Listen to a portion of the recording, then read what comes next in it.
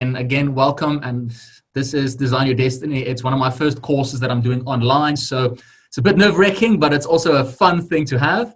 And I want to ask you, before we get into it, two things that primarily I would like for you to do during this training. Now, this is just lesson one. There are 6 modules in total with Design Your Destiny, and each module has 2 to 3 lessons in it. So there's a lot of ground to cover as we're going to be progressing through this during the next couple of weeks. But during this whole course, during this whole Design Your Destiny, for those who choose to come back and learn even more from this, there are 2 things that I would like to ask you. The first thing is to take your judging part of your mind, your critical faculty, and just silence it temporarily just during the training that we'll be doing here. The reason for that is the critical mind, the conscious faculty, the judging part of your mind basically takes any information that you get and it filters it through your current belief systems, your current judging factors. And that's why if you keep doing what you've been doing, you'll keep getting what you've been getting.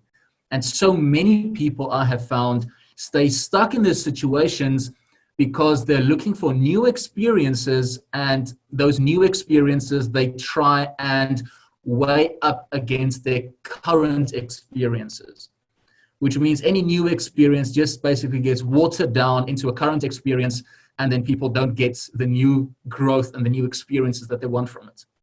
So what I'm just going to ask you is, first of all, silence the mind during this training and take everything, not just because I say it, but take everything and keep it on hold and see where you can make the connections as we go along.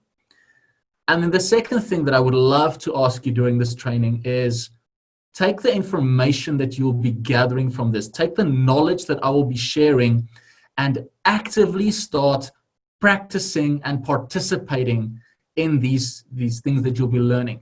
Actively take this knowledge and start putting it into practice within your own life. Because it's only through action, it's only through practically doing these things that you'll start seeing the results. Because knowing and not doing is not really knowing at all. So it doesn't help just knowing these things logically. You need to get it into your body. You need to actively start doing these things. So the purpose versus passion aspect is a lot of people wonder what their purpose is, and they don't look at their passion. Some look at what they're passionate about, but they don't yet know how to link that passion with their purpose. And that's what this lesson is specifically going to be looking at. The difference between purpose and passion. And we'll also be looking at the difference between hopes, dreams, and what destiny actually is. How do you know what to do with your life? Now, a lot of people have different ideas and different concepts, and knowing what to do with your life is the biggest question that many of us ask. Sooner or later in our lives, we have this thing of what is it all for? Why are we here? What's the meaning of it all? What do I do with my life? And here are some concepts that a lot of people think of when it comes to knowing what to do with your life. Do you just follow in the footsteps of your parents? Your grandfather was a surgeon, your father is a doctor, your mother might be a dentist, and you find yourself going into the medical field. And you just feel like because it's been running for so many generations, then I have to be a doctor. I have to be in the medical field. Some people just want to run with the family business. Some people look at the family business and they are being prepared for taking over the family business. It's now the 3rd or 4th generation in this family business, and you're being taught the ropes on how to take over the family business, how the finer things work. And maybe that's what you are deciding, and you'll see what I mean with deciding, to do with your life. Maybe you're a rebel. Maybe you've got that rebel spirit and you decide that, you know what, I'm going to rebel against, what is expected of me, and I'm going to go the opposite direction. I'm going to go and see the world. Maybe you have this idea that to see the world, you want to become a pilot to fly around, or if you don't have the patience to study to be a pilot, maybe you want to be a steward or stewardess find your way onto the planes or onto the ships maybe and just travel the world and see the world in that way. And the heck with the family business, forget about the footsteps of your parents. You want to see the world maybe. Maybe you've got that adventurous spirit in a different way. Maybe you want to join the ministry movement and travel the world and start teaching people about your beliefs. Maybe you have that caring, compassionate nature and you want to see people succeed. Or like so many of the people out there, and I'm sure everybody here as well, do you just follow the money, right? Do you go with what your heart tells you to do, or do you just follow the money? What is the meaning of life? And these are the questions that we find ourselves asking. What is the meaning of life? Why am I here? What is the purpose of it all? Do I even have to be here? And a lot of people, when they start going into a depressed state, they start for asking themselves, do I even have a purpose? Do I even have a purpose? Am I even supposed to live? Am I not maybe a mistake? Is it not a question of, you know what, I should have died years ago? Do I even have a purpose? Should I even still be around? Maybe I should just end it all.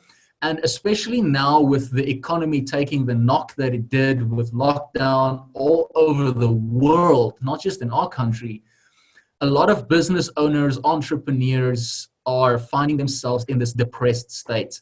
And this depressed state is asking, you know, do I have a purpose? Should I even go on? Is it all about, you know, the money? Is it not just about the money? Is there more important things in life? Am I even on the right track with my life? And because I looked at that aspect, that's why I created and designed this course, Design Your Destiny. Because it is my belief that every single person in this world has a destiny. You have a unique set of gifts, and those gifts that you are uniquely, specifically qualified to do. It brought a quote up within myself that I wanted to share with everyone. And this quote is by Sun Tzu in his book, The Art of War. And this quote of Sun Tzu says, if you know the enemy and you know yourself, you need not fear the result of 100 battles. If you know yourself, but you don't know the enemy, every victory gained will also suffer a defeat. And lastly, if you don't know neither, or if you know neither yourself nor the enemy, you will succumb in every battle. Now, yes, I'm talking about war and I'm talking about destiny and Tony, where is all this stuff coming together, right? Well, this specific quote from Sun Tzu in The Art of War basically comes down to, if you have the idea that life is against you, that life and everyone in it is the enemy, then fair enough. A lot of people have that concept, has that idea. They have that idea that, you know what, every day is a battle, every day is a fight. I'm in war every day. I need to go out there. And so many people say, keep fighting the good fight. And it's an interesting terminology that they use because it betrays the thinking behind it. It betrays the thinking that, you know what, life is a battle, life is a war. I need to go to war out there. Even in business, it's like a war zone. I need to go out there and I need to win. I need to gather. I need to destroy my enemies. I need to destroy the opposition because that's the only way that I will win. Now, if that works for you, then great. Do what works for you. I'm not here to tell you what you're currently doing is wrong, because who am I to decide what's right and what's wrong? Right and wrong is merely based on perception and opinion. When I talk about knowing yourself and knowing the enemy, it comes down to the enemy or life. It's all about your perception of life. What do you see life as? And those perceptions that you have towards life also is perception, is projection.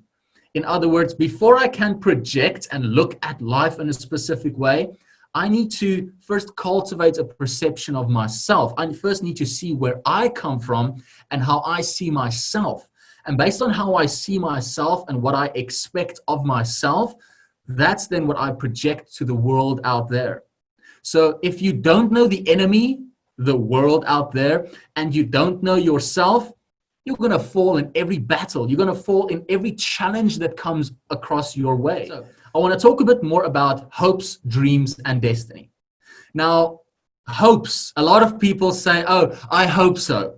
I hope, for instance, if you're sitting here right now, you might be hoping that you find some value in this course. Oh, Tony, I hope what you're telling me is true. I hope that after going through this, that there's some hope for me in the world. Now, hope is a highly emotionally motivated state where your emotions, I want you to close your eyes for a moment. And I want you to do this experiment with me. I want you to imagine that you are walking into your home. It's the middle of the night, you got home, and it's pitch black inside the room. Okay? So it's pitch black, and you're walking into your house.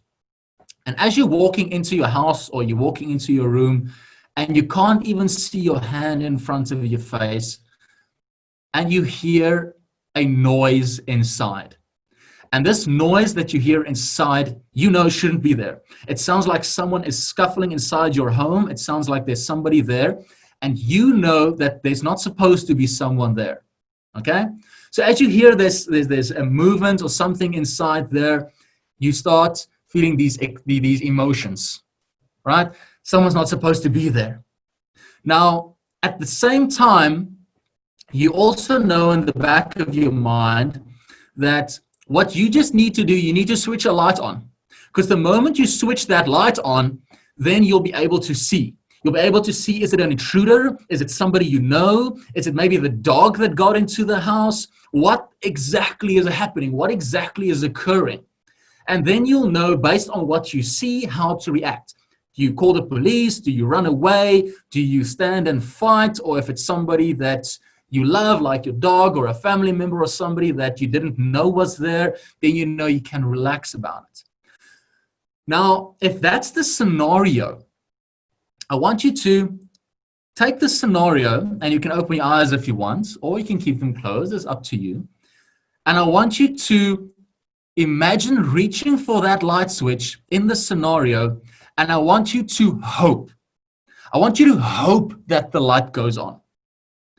You don't know if maybe Eskom put the power off and it's load shedding, but in this scenario, having the light is your safe space. Having the light there will allow you to react in a specific manner.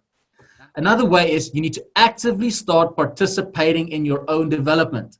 Just like I said, by doing things, you're going to get feedback.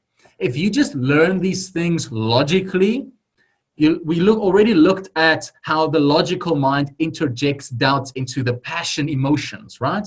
So if you just learn things logically and you're just book smart, it's not going to get you to where you want to go, because you'll still end up only living in your head, only living in your mind, and not getting into your passion, not getting into your heart, not start living that passion, getting the feedback to help you to get your life straight and start moving towards where you want to be.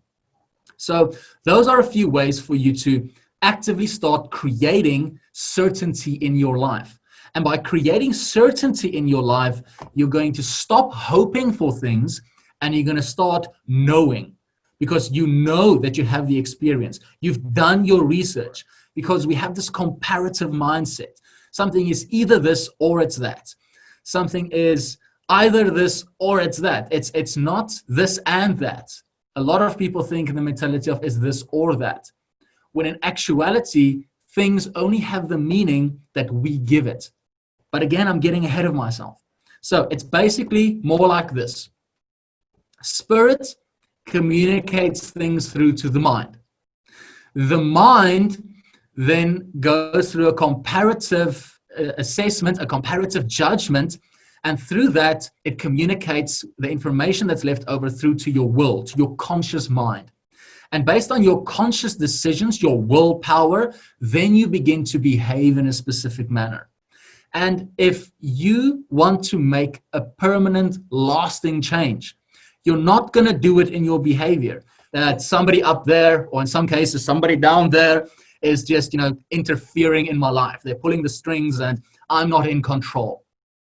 The reason why so many people feel, and I'm not saying that they're not, but they're feeling that they're not in control, is because they give their power away. Now, we give our power away by stop taking responsibility for things in our life. Now, you are the creator of the outcomes means that you're in the driver's seat.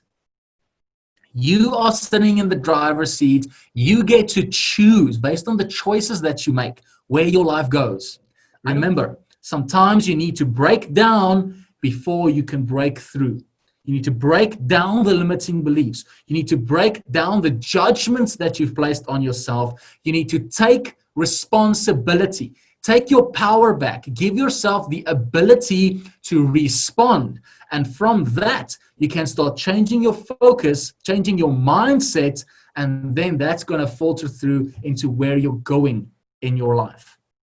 So that's where I'm going to stop this course for today, because I know I've been yapping for quite a lot, and I thank you all for hearing me and tuning into this.